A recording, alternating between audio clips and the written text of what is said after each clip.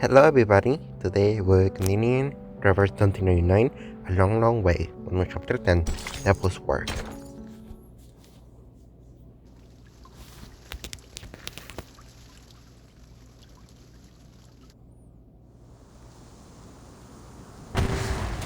Thick, azure smoke billows the wreckage of an armored vehicle. Marsha braced herself on the pile of debris, all at once letting herself feel the sharp, tearing pain in her shoulder. It's over. Someone helped us. Parabian, are you alright? He looks across the road. Just ahead, the young man is pinned under the heavy beam. Stay put, Marsha. You're bleeding. I can get myself out. Parabian strains with his strength, but he can move a timber an inch. We're all clear. Let me help you.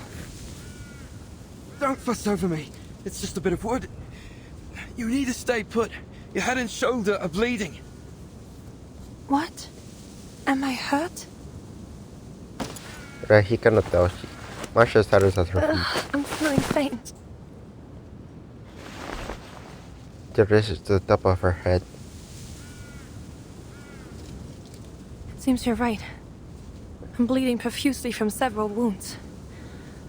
That's what I get for suppressing all my pain.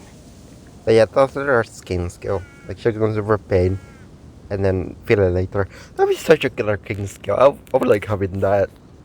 Imagine like you're at work and you can suppress or like the pain of working, and then when you're at home, feel it when like you're comfortable. That'd be great. So, just a little shrapnel. Nothing too serious. Treat your wounds first, Marsha. Understood.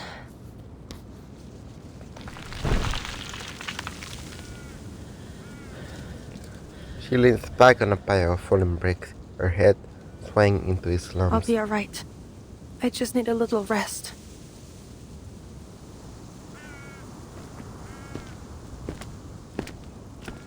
Huh? Her gaze lifts up to a pair of boots, then the sizable barrel of anti-tank rifle. She looks up. You. Again. She struggles to her feet. Sit. Her legs buckle, leaving her raised up against the debris. You. Saved us. Thank you. What brought you here? Collecting intel on Manus Vindictae. Have you no reckoning on the danger in this place? Marsha shakes her head. Imbecile. You might well have breathed your last in that battle. Let go. Huh? Wait, Who's is that out Manus there? Vindictae? Then it turns, spotting a figure emerging from the armored vehicle smoking shell. Let me go.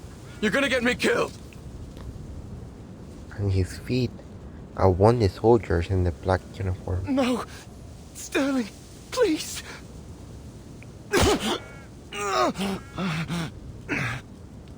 The wounded man's cries are cut short.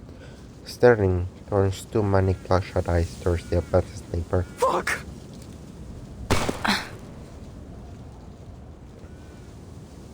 A bullet strikes the gargoyle clean through her abdomen, but it dries her blood. Instead, chips of sunny debris fall out from the wound. What the hell? You goddamn monster. The man's eyes get wider as she turns to flee. She does not give chase. She was barbarian and lifts the beam from his body. Thanks. Who are you?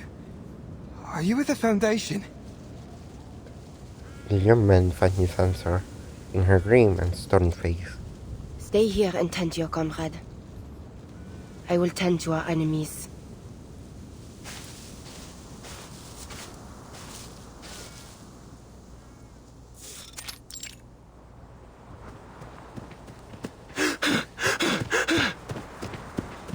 Are we the only ones left?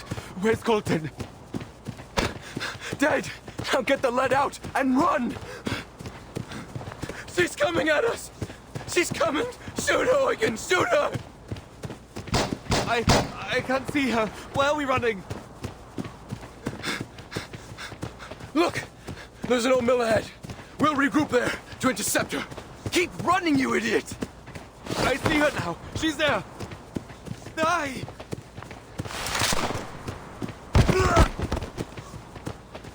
You idiot!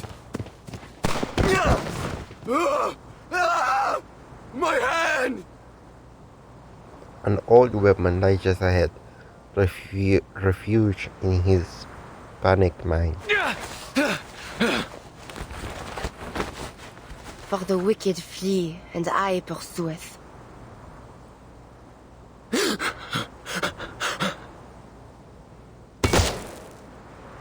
Another bullet strikes her shoulder, lands itself in a spray of stone. Why won't you die, you devil? A devil, you call me?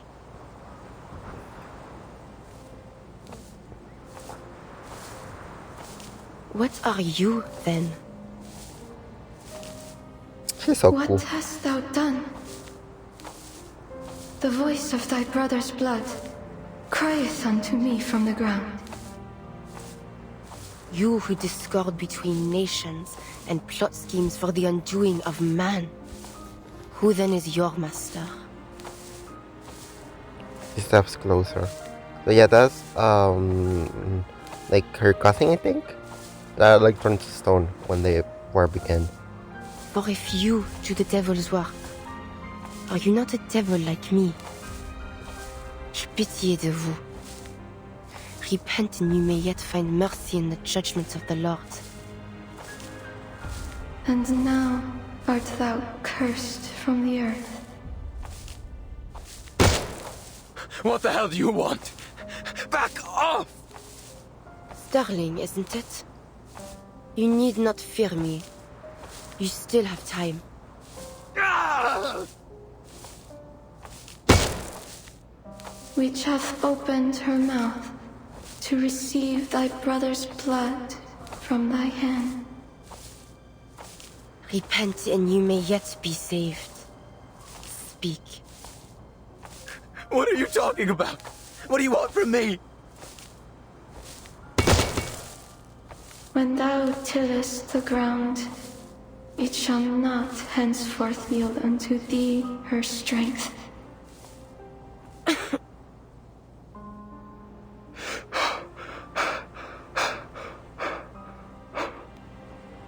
The soldier stumbles on the ground. As he scrambles, her lunges into despair prayer. Answer me. For what purpose does Manus Vindicte drive the world to war and ruin? Mother of Resurrection. The guiding one. The prayer is follows. A Banshee knows by heart, yet by name he speaks in strange. Please have mercy on your humble servant. I pray for a miracle, a ladder into your eternal kingdom. I hereby offer my life to you. Please save me from desperation and take me to the Golden Era. A fugitive and a vagabond shalt thou be in the earth. He saves the last bullet for himself.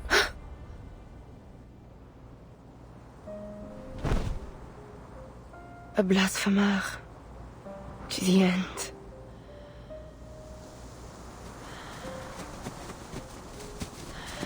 Miss Sentinel? Miss Sentinel!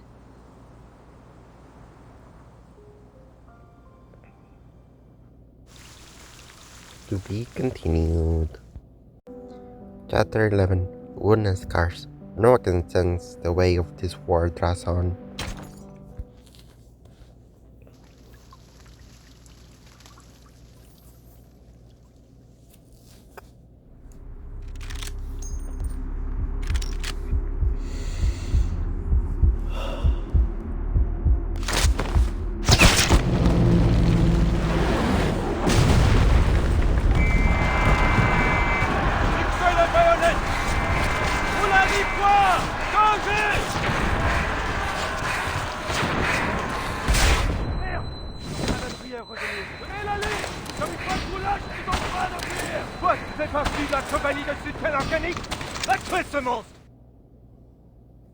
Is that Marshall? It should look like Marshall wearing armor.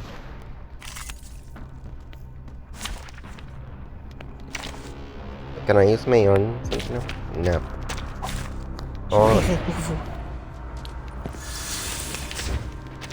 Merde. Those accursed knights. that sounds like Marshall. Calm yourself, Marianne. Steady your breathing. You need not panic. This will not be the end of you. Target locked down. I have seen to the heart of you.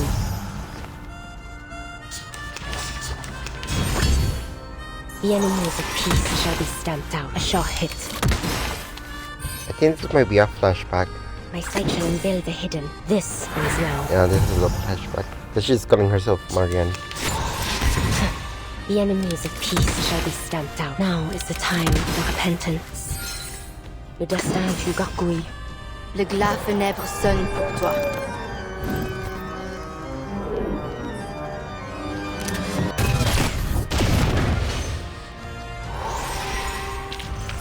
A worthy victory. But the fight is far from...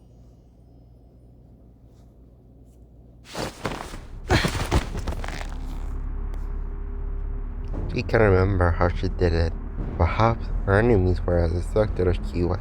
Perhaps, which is the devil's luck. Struggling, fighting fiercely by instinct, she holds her heavy armor full at bay. Yeah, that sounds definitely like Marshall. Time crawls to a standstill. Her boy yet is stopped where cantimeters from her fall throat by two armor fists. Dost thou recall when once, in our youth, we fought over an apple tree? Lâche-moi! Nein, du Teufel! Thou wished to cut its wood and make us a fire to roast a chicken.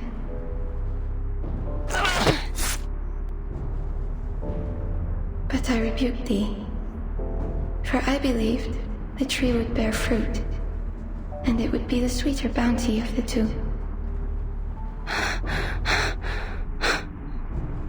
Thou didst find a bush with overripened berries and hurled them at me, crying that they should serve as my supper, while the chicken would be for thee alone. And I retaliated in kind. Ere long, we were painted red with juice.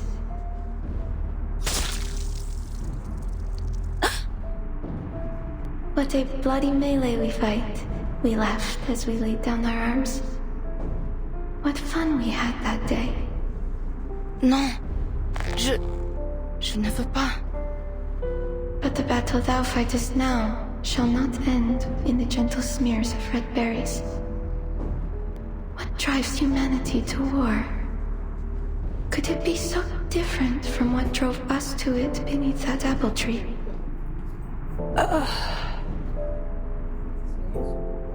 I dare not imagine how a slaughter that has claimed the lives of millions could be waged for so small a cause.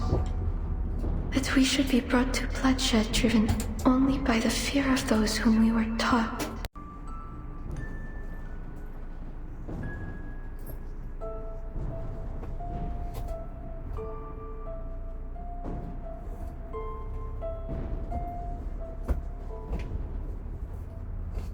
What immortal hand or eye could frame the cause behind these deadly ends? Thou art more courageous than I, Marie. Never hast thou doubted thy conviction. So tell me, I pray, is there some purpose in the war they now fight? I like this scene with Marine. For I see no divine meaning to be found in this killing and dying.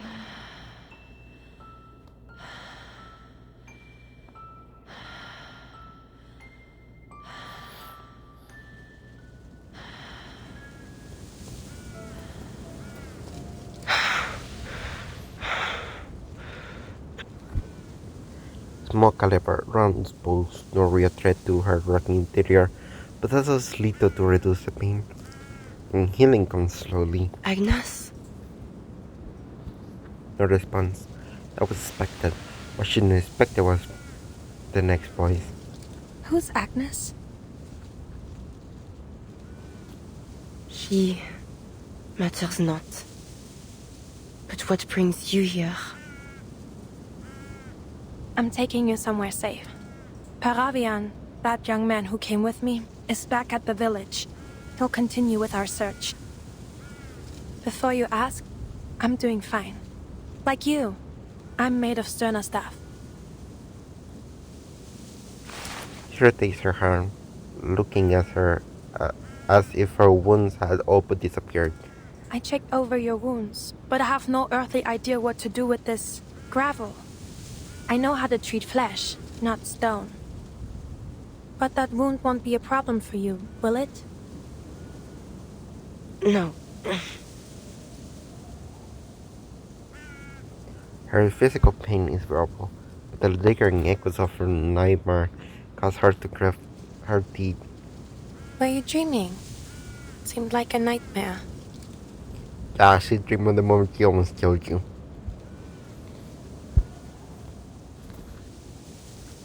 She locked her stare forward and away, then felt dressing for the wounds that truly pain her. I don't know if this will help. She removes her gloves. It's a brisk, almost tender motion, revealing deep, slicing cuts. Could it be? Are you... I am. But that battle is long over. You and I are no longer enemies. The house of their deadly malice still reigns in her. It was a senseless fight. I hurt you. It wasn't your fault. In fact, I thank you for it. They thought I died fighting you. I used that as my opportunity to leave. For some time after that, I was with an international rescue team. We came under attack by the Manus for our efforts, but the Foundation intervened. Wait. Then you remember me? Marcia nods. A gentle, graceful motion carries the reassurance of a doctor at her patient's bedside. And you didn't. I was wearing a helmet. But you don't have a face one forgets. Marianne. Oh, that's your name. Marie-Anne. It's lovely. She repeated, stressing the syllables as to remember it. Tell me then. What do you know about Manus Vindictae? They are a secret organization open to only pure-blooded arcanists. Simply put, their goal is to cause as much chaos as possible and eventually destroy all of human society. And this Mother of Resurrection is like a god to them. Something like that, yes. She died once, but they managed to resurrect her through some awful ritual. A resurrected madwoman? Her disdain corrodes into hatred, fingers clenched like she's trying to crush something in midair. Then she is a false prophet. An imposture of the true resurrection. Marcia seizes the opportunity to move to her side. The war between the Foundation and Manus Vindictae has lasted ages, longer even than this war.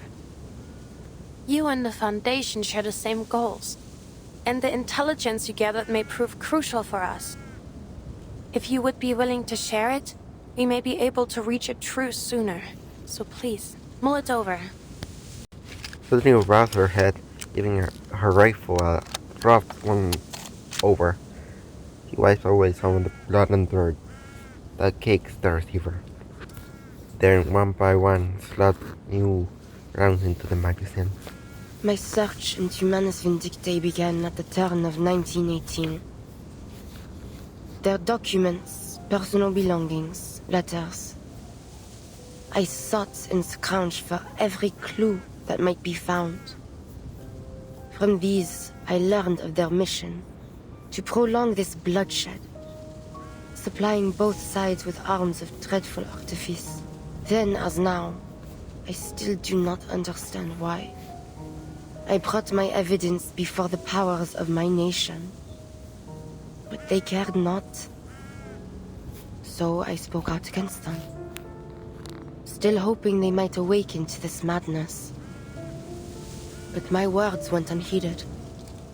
Worse, they turned against me, hiding even the very name of Manus Vindictae from all their publications and letters. There is no longer any truth in the words they print. Only lies, meant to stir the pride of youth to deadly, pointless slaughter. Youths who were but children when the war began. That is why I have turned to this. To killing the ones who incited this war. It was the only choice I had left. Perhaps it has all been for naught. But at least I have put deeds to words.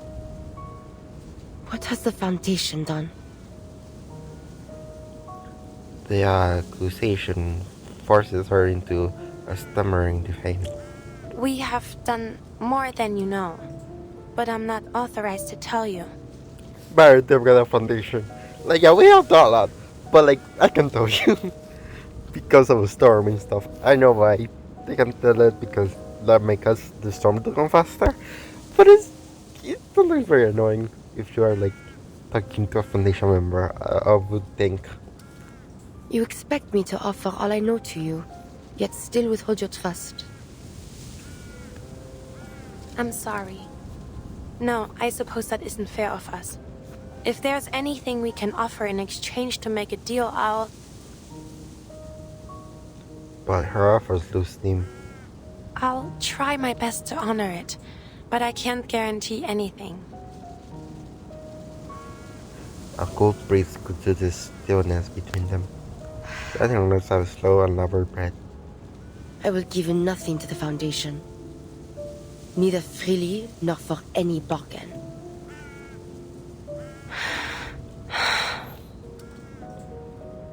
But you, Marcia, you have my trust.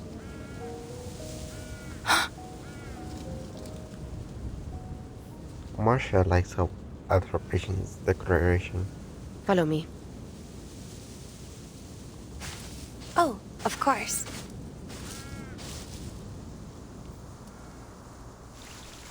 To be continued. Adherents over their regulation is mandatory for soldiers, including activists. Respect all comrades equally, regardless of classification. Execute orders exactly. No charge changes based on divination. Do not neglect conventional science. Bullets often outkill arcane powers. You fully accountable for entities you summon. No matter the presence, influence, or manipulation and presented without authorization. No arcane modification of issue equipment without authorization. No spread contact with only other members present. Limit to 3 minutes. Know the alternative forms of your comrades. Report the secure pro before use/rituals or high-level incantations. Respect the enemy arcanists and other supernatural threats during operations. A fragile sanctuary. Legends say those stone statues come to life at night.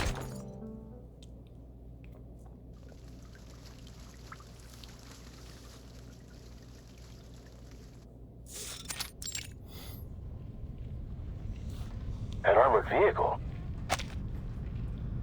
The driver was a Manus. They're not just supplying the war anymore. Well, hi Chris. Please be playable. You're my favorite character in this match. Please be playable for the anniversary. I know you're not playable on the next story because I know that Marcia and Hero will be playable. But you be playable, please. Please. He won't be, but one can dream. Anyway. There's a pause before the house leader speaks through the receiver. What do you think that means, Chris? Both sides are gathered in the same room, listening to the reports from the front lines. Carlos lets out a soft, very useful chuckle, though he does not let the betrayal the seriousness of his words. That the Manus have decided to build themselves an army. That seems likely. In that case, we must prepare immediately for a response. Xeno's main force is still at the Eastern Front. They won't be able to reinforce us if anything happens here. The Foundation will need an army of its own. That's completely irresponsible. A gun voice goes through this speculation. It will only increase the tension on this front, and it directly violates our peace policy. Manus Vindicte takes in only pure-blooded arcanists. That doesn't make for a large recruitment pool. It won't be much of an army, really. To say nothing of the fact that they lack the organization or discipline that is needed for a true large-scale military operation. Armies need human leadership. You forgot to take Arcana into consideration, Petra. You don't know what she can do to her followers with her new power. Whatever the case, we cannot take anything for granted. The Foundation will need the strength to defend itself from future attacks by the Manus. If we act quickly, we may even get ahead of things. I'd like to see what the committee will think of this plan. I hope they'll have a better grasp of the consequences. You're not seeing the board, Petra. The American shoulders meet the two leaders' heated exchange. Carlos, on the other hand, stays quiet, professional, obedient. Furlong, the meditator, takes over the line. We can't rule out the possibility of a large-scale conflict. However, the committee will maintain its peace policy until we have reliable evidence. And if the worst happens, Then we'll do what we must to survive, even if that means igniting a worldwide war.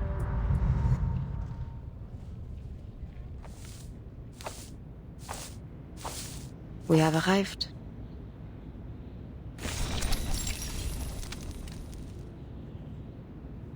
I see. The glow over Kinskill's face at the approach, revealing their heating sanctuary. It is, or was, an at bay,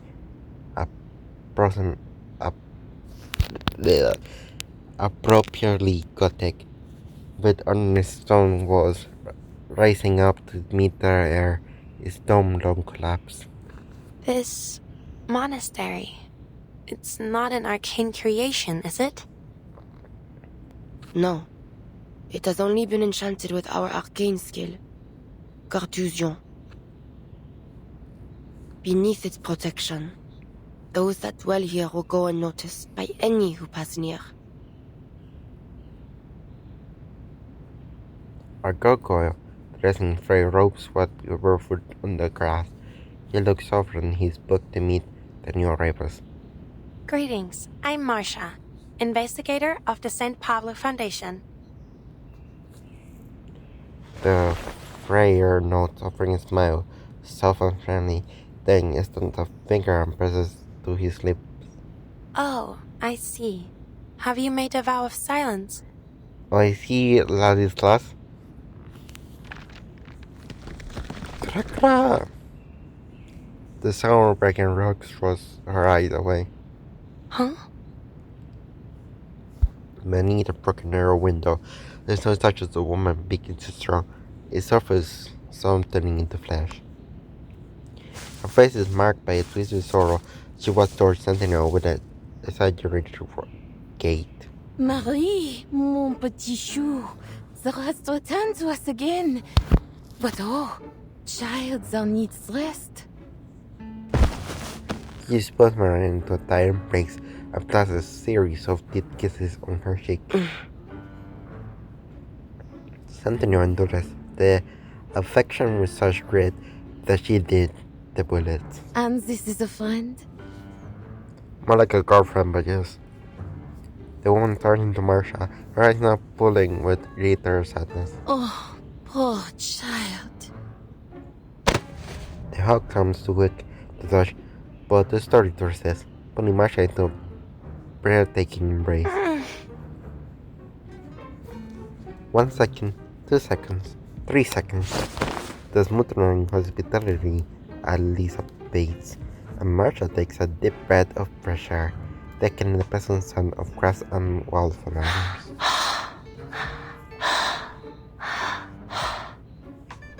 Our Marie has never been tireless in her toils. 'Tis a shame that she never permits us to aid her. Am I truly too aged to be of service? Oh, but perhaps my age has eclipsed my wisdom, for I have thus far been an unwelcoming host. Allow me to brew you some tea. He leaves with singular purpose and surprising speed. My aunt is a gentle soul. She came by here 1 year ago, not fearing the danger, saying she must take care of everyone left in the family. That old lump of stone that greeted us came here to take refuge with his brother after they were injured last year. She hung her head with resignation. Only a small number of my kind dwell here. Many of us remain divided by the war. Enjoy my aunt's hospitality. I shall go now to collect what you seek. I'll be here then. Hold on. She let herself relax only a moment before noticing a stone-faced gargoyles that looked down on her from above his perches. A dot of grows on her skin. Bonjour? She spins around in place, meeting the unblinking eyes of a fish statue stopping on the figure of a young girl. The girl's hands cover her face in a more fortress pose, the silent tragedy of an endless moment of loss. This is... Why hath my cousin brought you here? Oh yeah, la distress? Pues kasal behind her, rigid and almost rude. A tall Count monk stands in the courtyard. You are not one of us. You are a bringer of war in our house of peace. What does your foundation seek from our quiet holes? I don't know why he's question mark. We already know he's Ladislas, but whatever. The hesitation in the gravely tone of his voice. You misunderstand. The Foundation isn't bringing war. We're trying to end it. This war is neither yours nor ours to end. What are you saying?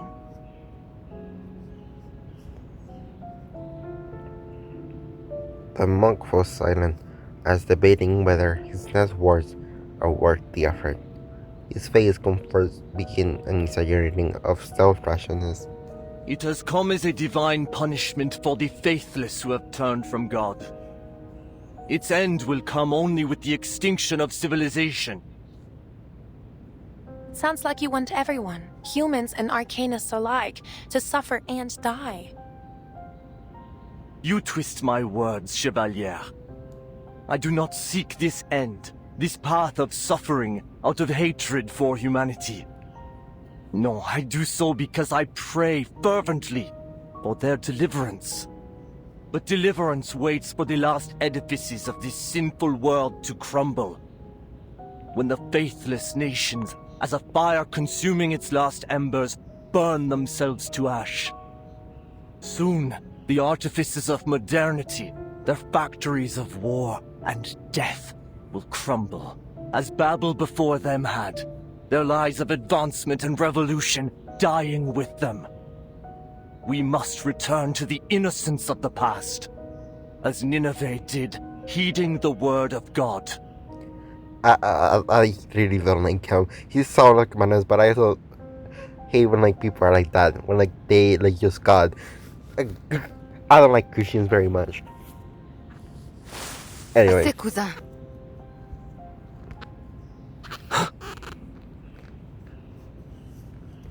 The rebuke breaks his rhythm.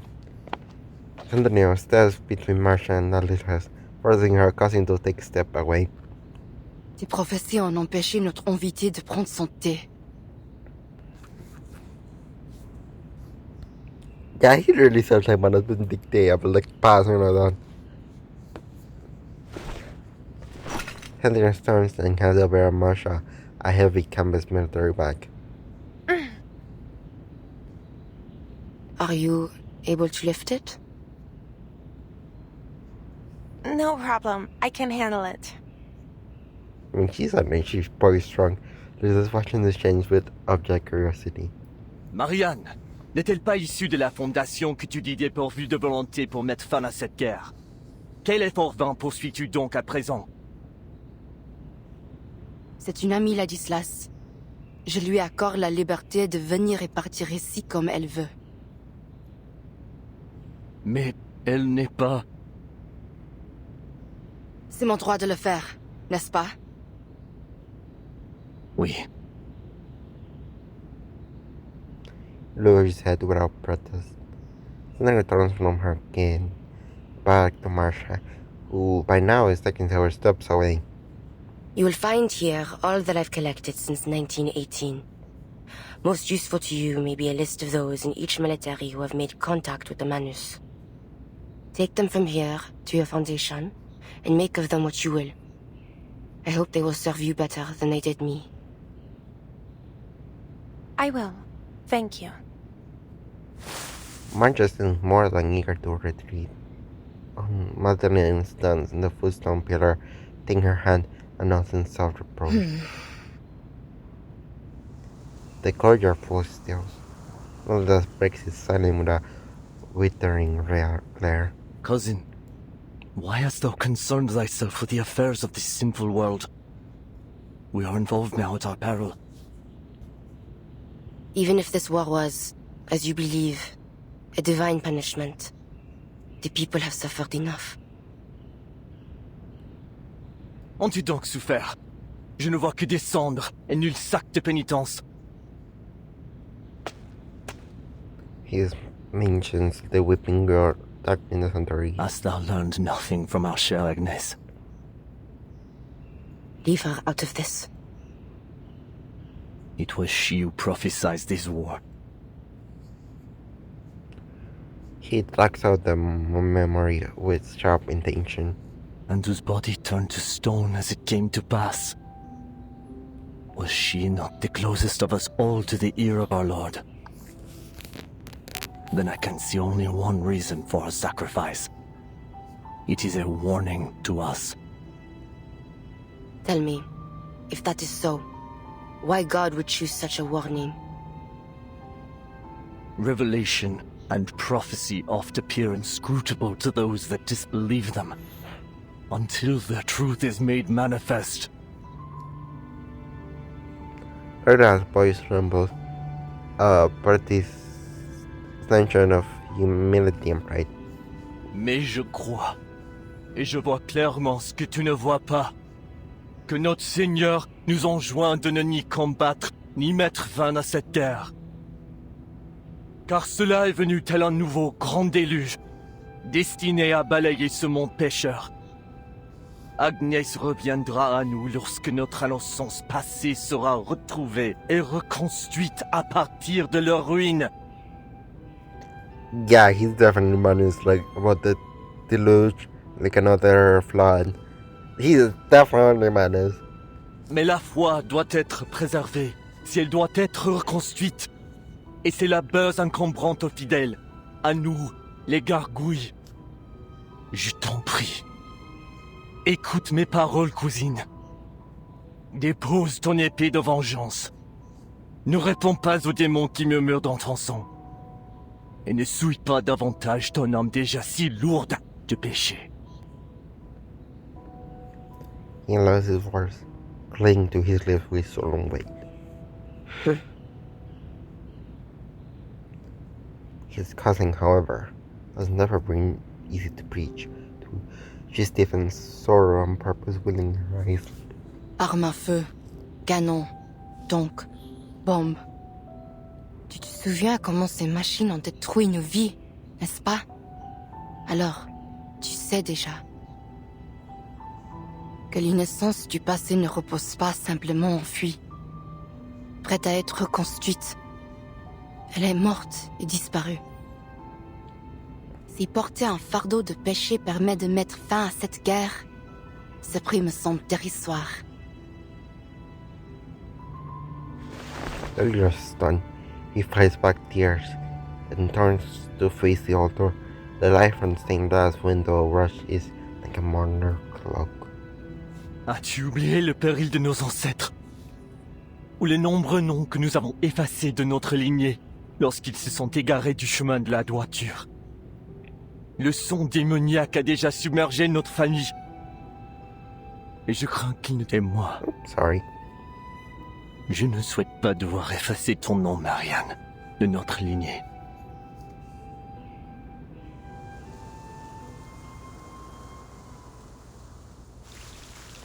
To be continued.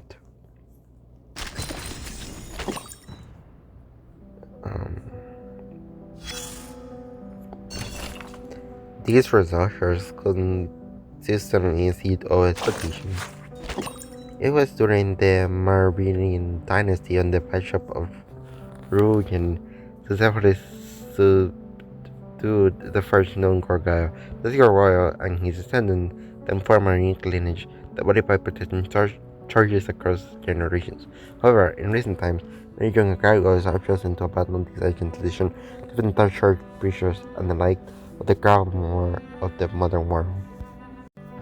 Based on my recent observation, this generation conflict continues to cause significant distress among older gargoyles. If it's worth nothing to the younger generation, much is also done to the modern churches, being unable to provide adequate sustenance, reflecting mothers of social changes. This appearance warrants further historical analysis because of some unique arcane skill. First, the arcane skill allowed them to petrify their own body parts, a formal defensive mechanism to the edge of close quarters combat with blindness or spears, and though considerably better against modern artillery performance. Additionally, Hercules possesses exceptional visual capabilities, particularly remarkable night vision. This trait complements their natural slat abilities, enabling them to both detect hidden threats with ease and execute perfectly timed ambushes. I must admit, the surprising such impressive command abilities were historically limited to the protection of treasures, though my lack of religious knowledge may explain this confusion. Geological ignorance is indeed astounding, authority religion studies await you. While I reject your reading religious note without permission, I concede the compared to your piety. I'm clearly the religious one, just a pure biologist. Irreligious one. Who said I'm not a pure biologist? My goal is getting curious, but the origins of their cars remain shrouded in secrecy. People are often about its manifestation, as the bloodshed appears to corrupt them. This crushing takes form of mental instability, present from rejecting to completely abandoning their faith. Well, my pure religious friend, Chicago research now is a very religious study that you say you have no interest in. The more requires a studier luck.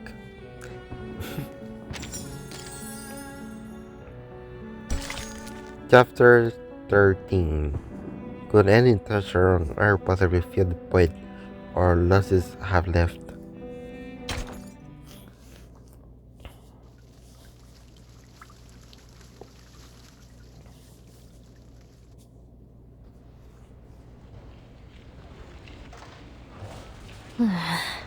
Oh, hi Meryl. How you doing? The board and 8 or 9 and our squad 12 carries out her yet tedious orders. She stops by a window, squinting inside.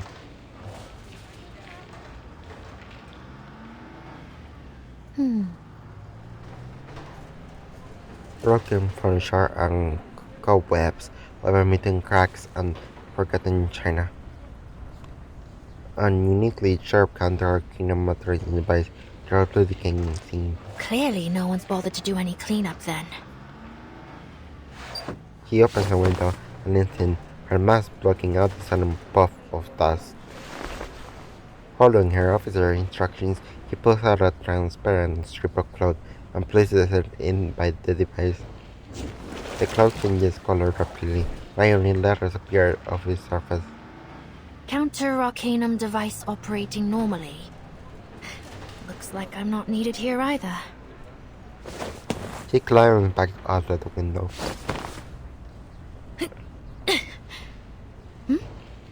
Aren't you... Meryl. Masha? The young shoulder springs up to greet her, visibly relieved. It really is you! You're back, finally! Is Paravian alright? Oh, poor guy's had a hard time of it, but at least he's still in one piece. He's lying in a sickbed as we speak. He should recover soon. It's too bad he didn't find anything too useful in the village. Well, aside from that armored vehicle. Fortunately, Sentinel happened to be there at the same time. So, it really was her? The one who assassinated Colonel Hirschfelder? Yes, she'd collected a wealth of evidence concerning Manus Vindictae. I've already delivered it to Commander Kreos. As for the assassination, it turns out her actions weren't entirely unjustifiable. Let's just consider it a misunderstanding. Misunderstanding? She literally killed the guy. She's not the only one. Masha unconsciously drops the scars off her palms, flinging them itch like never before. Meryl presses her lips together, creating a twisted crease in her mask. Well, Anyway, I was just worried that something bad might have happened to you. Like what happened to... To whom? Charles and Amanda. We haven't heard from them in over 4 hours now. They were dispatched to investigate Hill 299, correct? Has any help been sent their way? Commander Kreos sent some men to look for them. Hopefully, we'll hear some good news soon. Most of the other teams have finished their investigations. A few of them are already in the safe zone, actually. Apparently, they found a lot of useful info. So, we won't have to head back out again, right? Meryl watches Masha carefully as he went for her to confirm something. The front's getting shelled to hell and back. I mean, chances are we'll... Masha pats her on the shoulder. The evidence Sentinel provided is quite damning. Our job here will be over just as soon as we can get a hold of the team at Hill 299. Don't worry.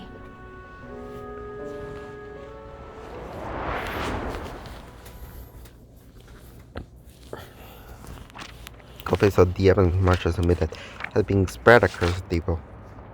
Personal letters, military maps, battle plans, engineering blueprints, the face and other documents.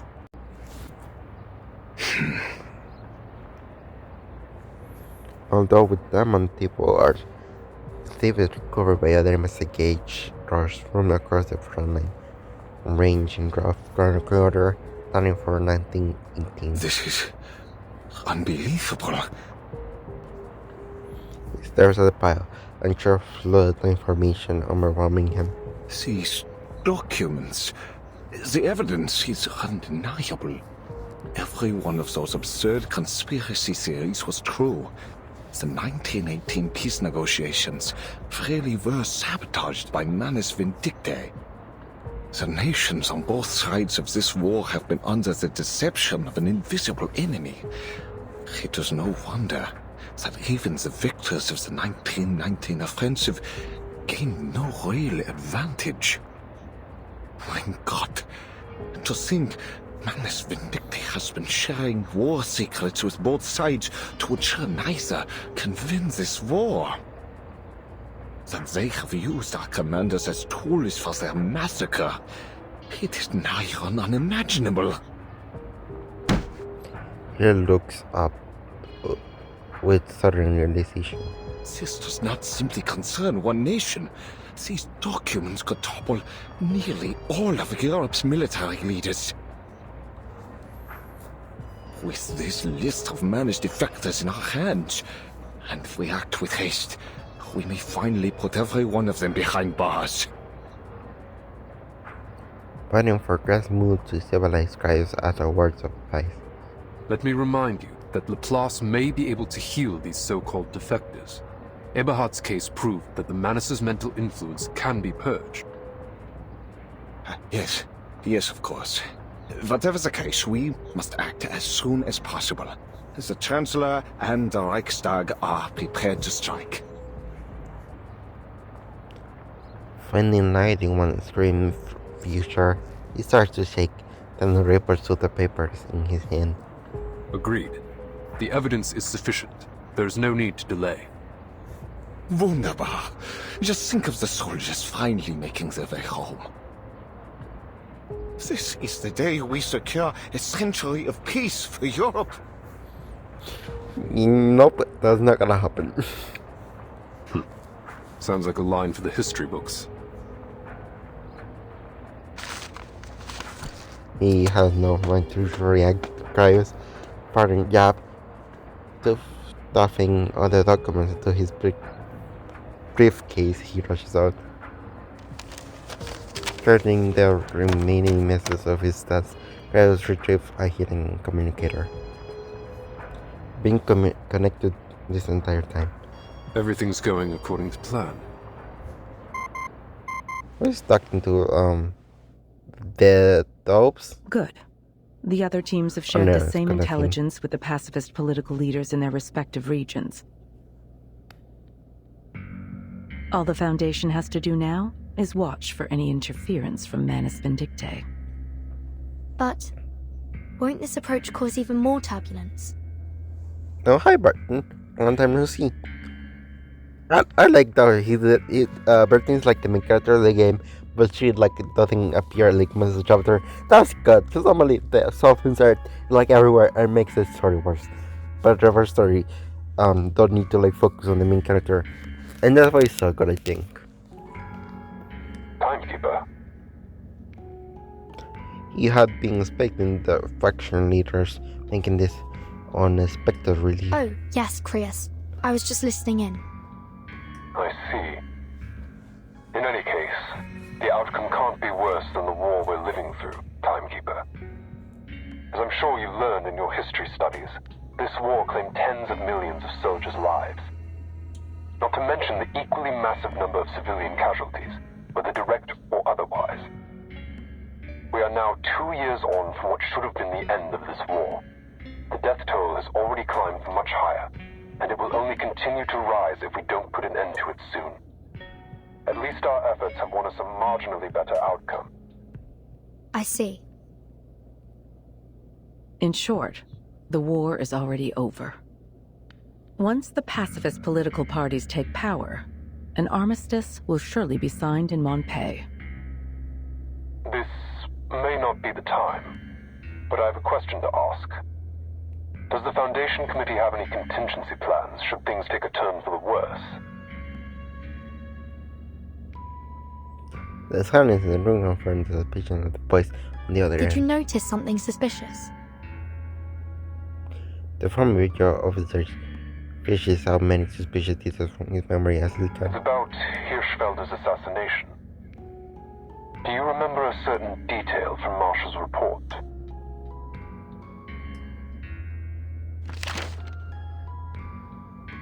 You think his death to be the spark of a reignited war, but even if I had stayed my hand from him, your plans would have been for naught.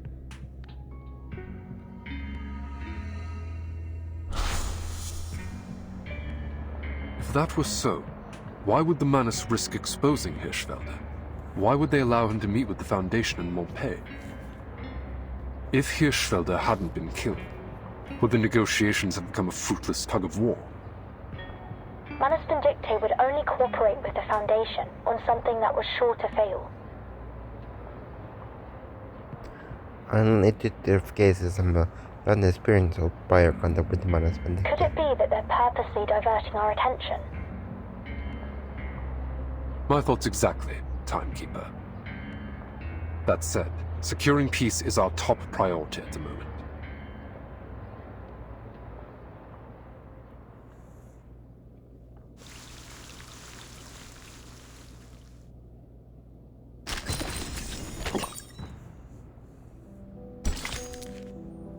£2 of sugar.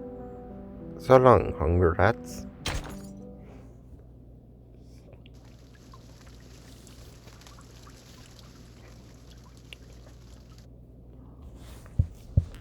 "6 years of war have deeply shaken the resolve and faith of our nation. It is clear to all that this war cannot continue any longer. Afraid of the loss of power that peace may bring to them, leaders across Europe elected to collaborate with the evil cult Manus Vindictae, sacrificing countless young lives in meaningless carnage. But carnage is precisely what Manus Vindictae desires, unseen by all. Their wicked influence has long wormed its way into the leadership of every warring nation. But worry not, the conspiracy has been thwarted. Every treasonous general has been arrested and will soon face a fair court-martial. The heroes who bled for the fatherland are finally returning home, where we will welcome them with smiles on our faces and gratitude in our hearts. On the 11th hour of the 11th day of the 11th month of the year 1920, this war will come to an end.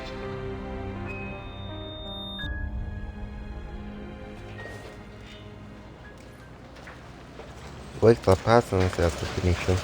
The solid streets of Marseille have sprung to life again.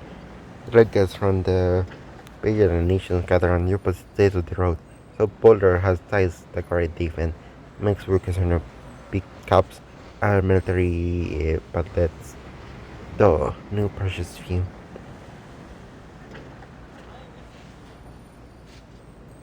More dignitaries demand tighter security. This nation counts their own details. Operation Commander insists on no further information from the Foundation. Third routine patrol complete. No anomalies detected, sir. No further warnings from the Arcanum detection group. Should we lower the alert level? Maintain the current level. I need at least 2 squads on standby at the command post at all times. Yes, sir. Glaring white, protection security they generally carry out their orders. On the busy town road, the commander suddenly stops. Eyes shut. He focuses, trying to shift through the den and stuffy conversation. He activates his communicator. The line's back to life instantly. Any response from Charles and Amanda? Negative. They've been silent since they reached Hill 299. It's like we're calling into the abyss. Chances are they got snuffed out by the Manus. Luck can't be on everyone's side. Even so, we need to recover the bodies. What? So they can be buried with shiny medals? Boys on the other end bites back with a sneer. A couple minutes walk on the battlefield and I'll find you a whole pile of that scrap metal. Any other signs of enemy activity? Nope. Not a single trace of the Manus scum. Maybe all this military and political turmoil messed up their plans after all. Let's hope so. Whatever the case, we need to get to the bottom of what happened at Hill 299. We can't afford to let any potential threats slip past us. Already on my way there. How about seeing a psychologist when this is all over, Kratos? Maybe they'll finally cure your Manus Vindictae paranoia. Keep your eyes and ears open. He ends the call. In an unnoticed corner of the streets, a young figure walks alone. Hi, Karen. Karen walks on base over. Even now, the evil justice fire. There are many cars on the front line waiting for him. His disjointed thoughts dwell on the horse that once accompanied him. Will Andreas ever return? When loss has over his first companion, resigned, shovels down the road away from her bay. Hey, sir! Mr. Charon!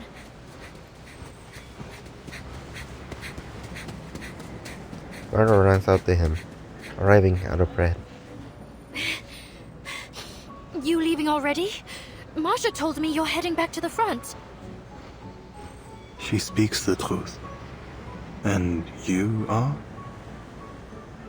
Oh, right. You don't know me. But Marsha told me loads about you. You know Marsha, don't you? Karen struggles to remember, piecing together Marsha's appearance from his shattered memories. Yes. The night. I remember.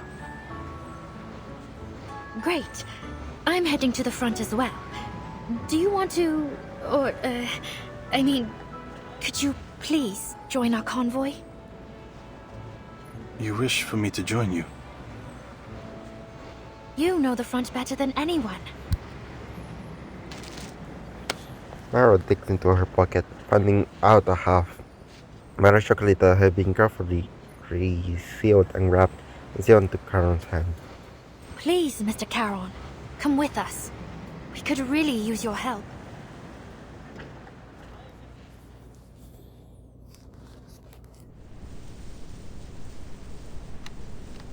The friend still is dead.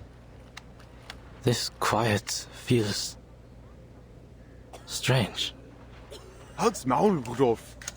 Why, damn it? Soldiers and strangers gaze up to the empty sky. The ceasefire has not been signed. One military table on the front line has been suspended. The soldiers still man their trenches, hoping desperately to go home.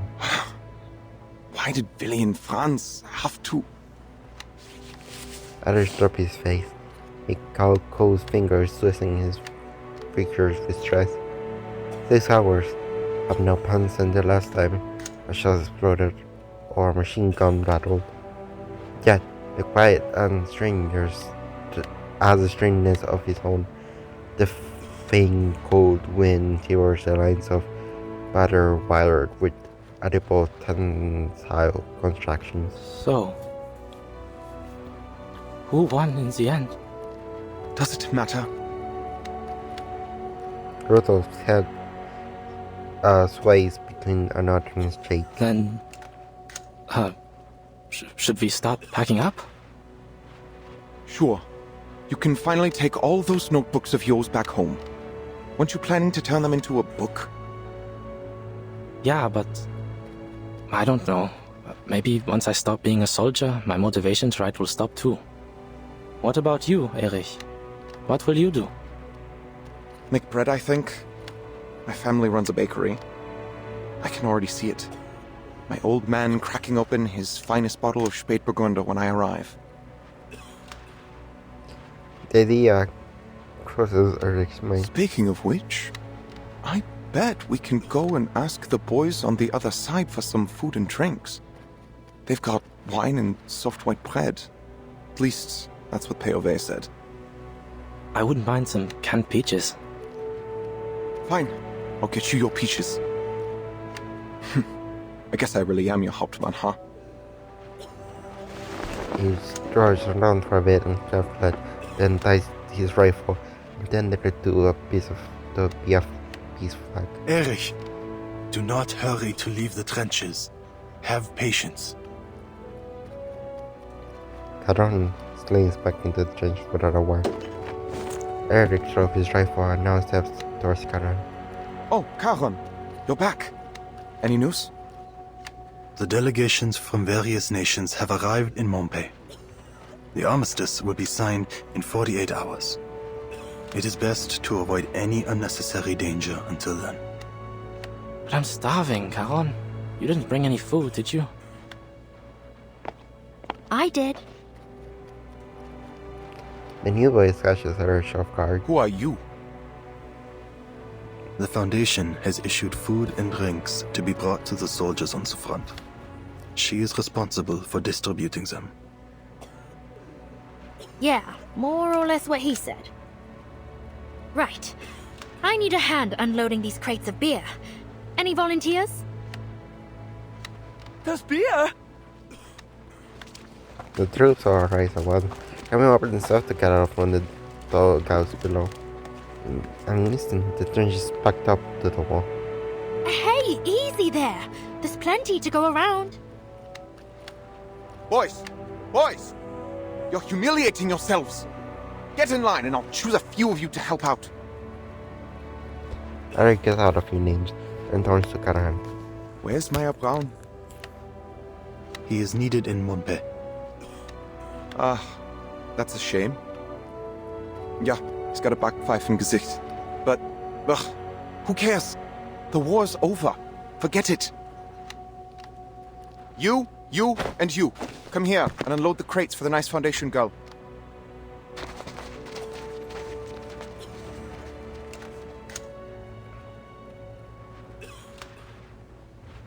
The food is passed from hand to hand. It reaches every soldier. Rather than despair, still hands over trenches. They do nothing to dampen their appetites.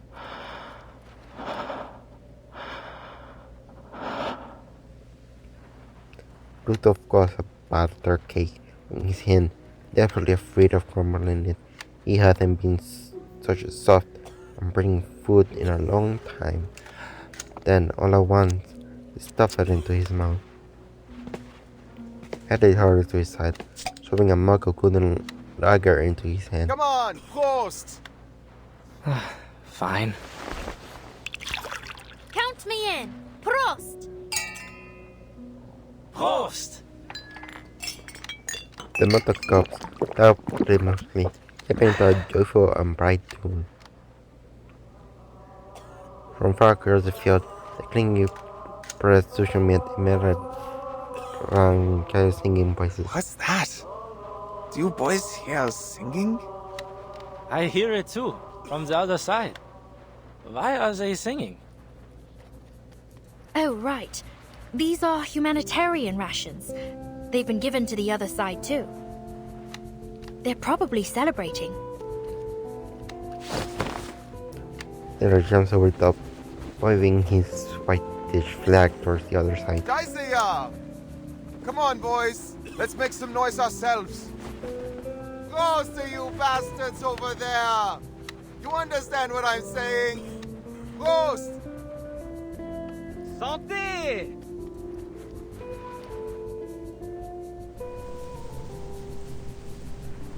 Auf den Frieden! Peace. Auf den Frieden!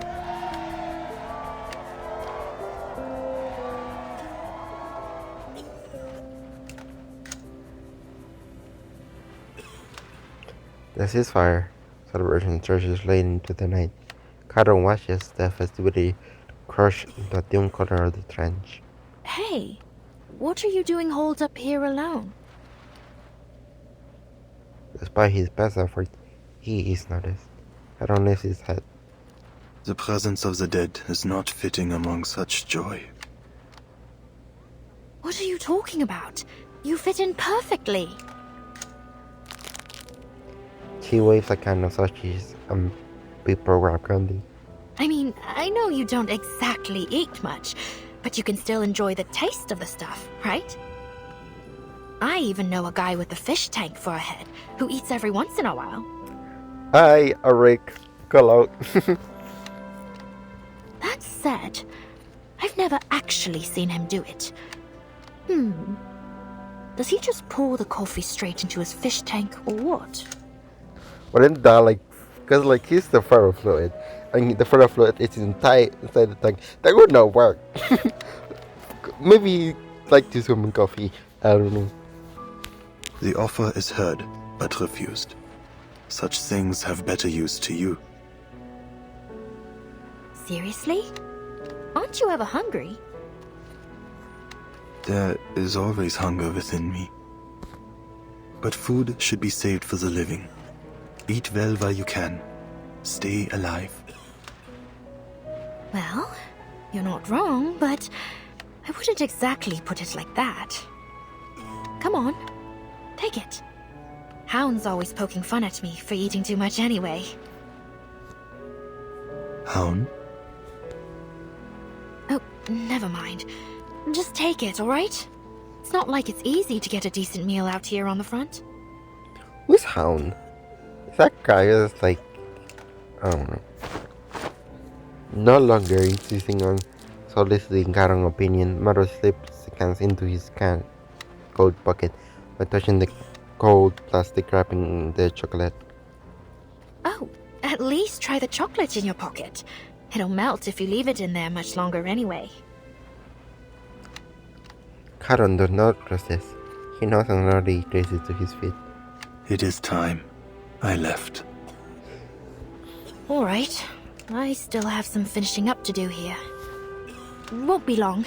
Just have to make sure everyone's got their supplies. Where are you heading anyway? If you wait a moment, I can come with you. No, this must be done alone. There is a message. One that must be sent off.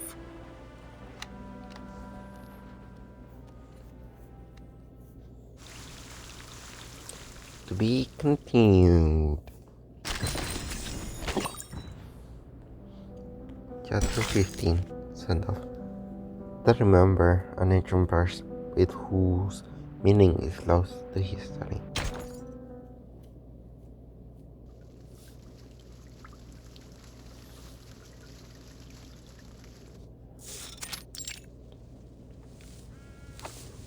Here you are, Eberhard.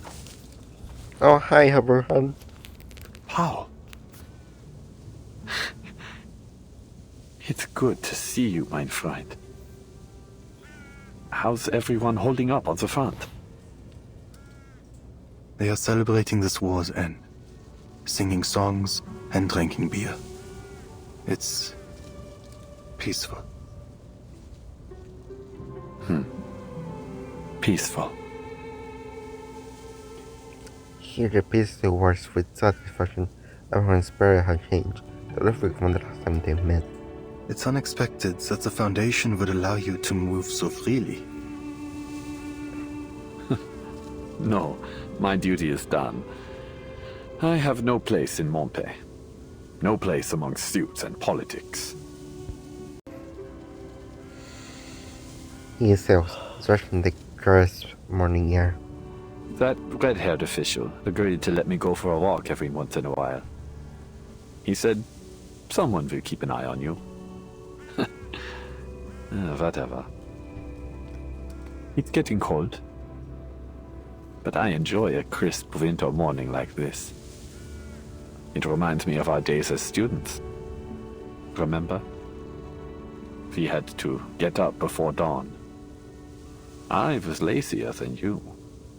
I wouldn't wake up until you rode your bicycle to my window and shouted my name. I ship it. I ship it really hard. Then the two of us would miss Latin class, just as Walter did. Yeah, I don't blame him. Latin class was hell. I can imagine. He was a good lad. Paul removes a combo envelope from his side inside his pocket. This parcel is to be delivered to you. There's a letter within it from Herr Mühlenberger, addressed to those of us in Class 3. Herr Mühlenberger? I was planning to visit him during my home leave, but... well, you know what happened back home. But he doesn't have a clue about what happened out here. What use is this letter? You and I are the only two class members left since the fall of Montpé. All right. Let's hear it, Paul. Stealing his bread, Paul tears open. He unfolds the letter. Meine lieben Schüler und ehrenwerte Soldaten. Der Krieg hat einen kritischen Punkt erreicht. Und als euer Lehrer ist es meine Pflicht, euren Mut zu stärken. This student and our soldiers, the war has reached a critical point. And as your teacher, it is my duty to push your on. Ich weiß, dass die Sicht auf den Krieg von der Front aus begrenzter sein könnte, als für uns im Vaterland. Lasst mich also klarstellen, der Sieg ist in unserer Reichweite. I'm aware that the vision of the war from the front lines may be more limited than for those of us in the fatherland. So allow me to make things very clear. Victory is within our grasp. Obwohl das Leben an der Front hart ist, denkt daran, dies ist ein Opfer für eine größere Sache. Lasst daher euer Leiden süß sein. Tom's certain life on the front is tough. Remember, sacrifice for a greater cause. Therefore, let your suffering be sweet. Dies wird der glorreichste Moment eures Lebens sein. Und wie ich euch beigebracht habe, wird es uns vielleicht eines Tages gefallen, diese Dinge zu erinnern. This was the most glorious moment of your life, and as I have taught you, perhaps will please us one day to remember those things. Gefallen? Ha! Hört ihn euch an. Er hat sogar Lucans Gedicht zitiert. Oder war es Virgil? Es ist höchstwahrscheinlich Virgil. Er hat ihn unten zitiert. Ardentis Fortuna Iovat. Das Zitat über das Erinnern. Wie sagt man es nochmal auf Latein? Forsan. Haec. Und dann was? Das Et fehlt, Eberhard. Forsan et haec. Olim memenice juvebit. Ja, genau das. Dieser alte Fatzke. Er hat geschummelt. Das sind nicht mal seine Worte. Was für ein Dummkopf. Er weiß nicht, wovon er spricht.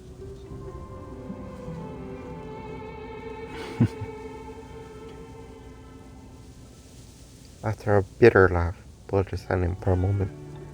Paul, I'll never be pleased looking back on any of this. If I have children one day, how will I tell them about all this? I sent our fellow countrymen directly into the line of fire, a death trap, knowing full well that the enemy would retake the ground in mere hours. Young lives, lost one after another. And for what?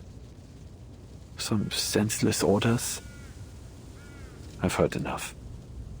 Put the letter away. Paul slowly folds the letter. Her hand, however, notches up the leather hand, forms into a ball, and throws it into the woods beside the monument. There's some more fighting, and for the first time in a long time, they passes without the thunder of authority. The sunlight falls on blades of grass, tombstones, and birds in the air. Their song finally can be heard once more. This feeling. I've never felt it before. It's as though, for this one moment, I can... No. I have already taken control of my future. I'd forgotten how good it feels to be alive. For the first time in a very long while, my heart feels light, mein Freund. The choices I've made may be irreversible, but I've made up my mind. There is only one path for me now. Well, I don't know if he's gonna kill himself, because this is raising red flags for that. Uh-oh. He looks at the top of the hill and starts climbing. Do you not wish to continue your studies? Your writings are surely safely stored in the school's archives. Would you return to school, Paul? It is unlikely, but you still may. For what? For knowledge? A diploma? That might have mattered to the old me.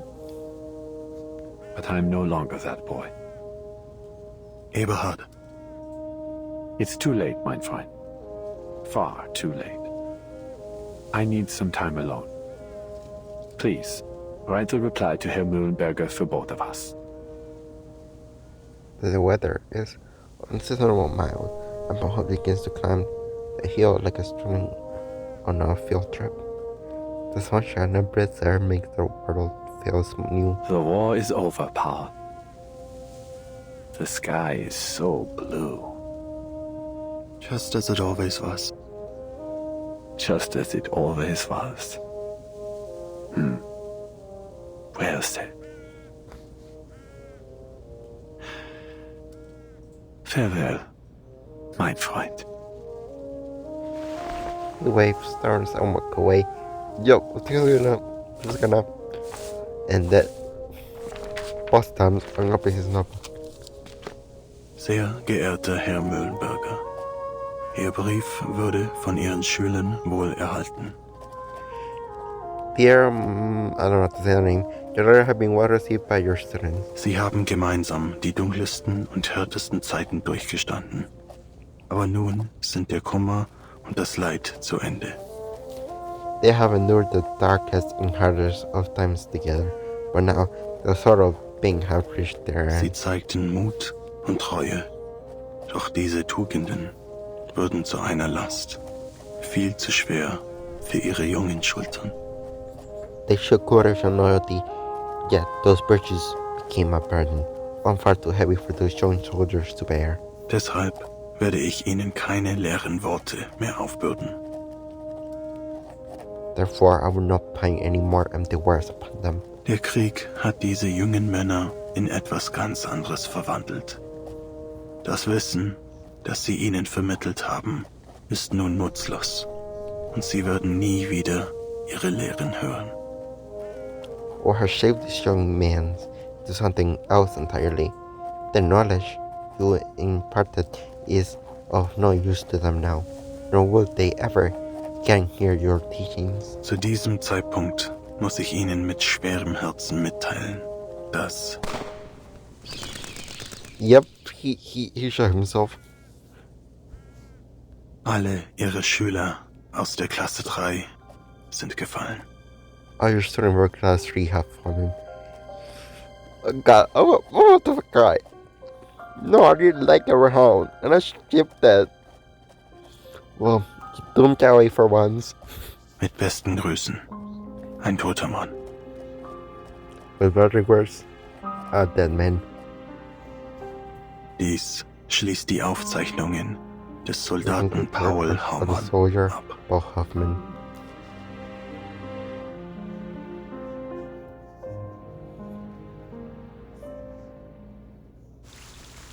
To be continued. God, that was so sad.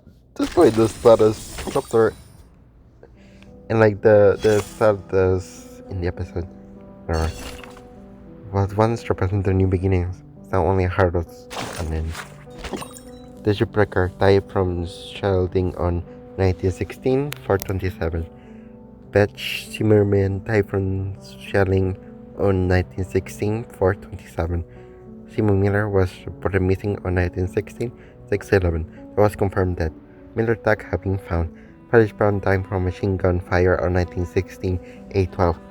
Finn Wagner died from an infection on 1916, 11/7. Evan Newman died from flesh fever on 1916, 11/8. Felix Zimmerman died from swelling on 1916, 12/8. Julian Kerner died from infection after being shot on 1916, 12/13. Beck Becker died on 1916, 12. Forecast unclear. Walter Hitchens died from swelling on 1918, 1/12. Paul Huffman died on 1918, 3/11. That's Carter. Auburn Huberman died on 1920, 11/10. They didn't even say how he died. He probably shot himself. like Kumar did. Not another Kumar. Well, that was all for today. Thank you for watching. I enjoyed the video. Please like, comment, and subscribe. Thank you.